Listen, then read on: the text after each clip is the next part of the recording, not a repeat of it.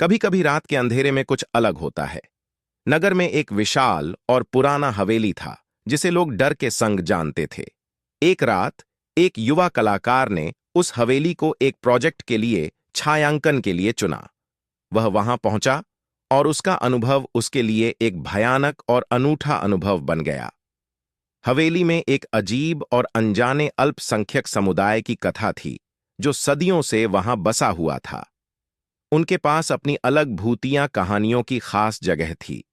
जब वह उसे छायांकन के लिए बनाने गया तो उसने वहां विचित्र और भयानक घटनाओं का सामना किया। जब रात के साए बढ़ते तो उसके साथ भयानक और अजीब घटनाएं होने लगीं। धीरे धीरे उसे लगा कि हवेली में कुछ आध्यात्मिक शक्तियों का संचार हो रहा है जो उसे भयानक घटनाओं की ओर खींच रहा है। उसने अपनी कैमरे को सब कुछ कैच करने के लिए सेट किया और वहां रहते हुए वह कुछ अजीबो गरीब सीढ़ियों, छिपे हुए कमरों और डरावनी चीजों को देखने लगा। रात गहरी होती गई और उसका डर बढ़ता गया। एक समय ऐसा भी आया कि उसने महसूस किया कि कुछ उसके पीछे है। वह घबराया, पर उसने बूढ़ी चीयर के पीछे से कुछ बातें सुनी। वहां कुछ नगीने आवाजें थीं और उसने देखा कि वहां कुछ अजीब चीजें गतिमान थीं।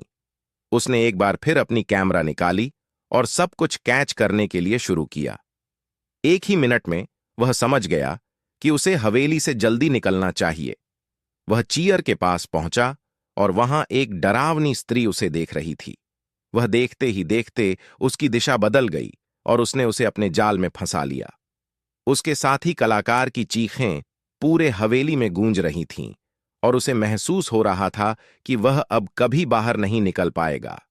वह उसे काम में लिए और उसके अंदर अजीब और डरावनी शक्तियों का संचार हो रहा था।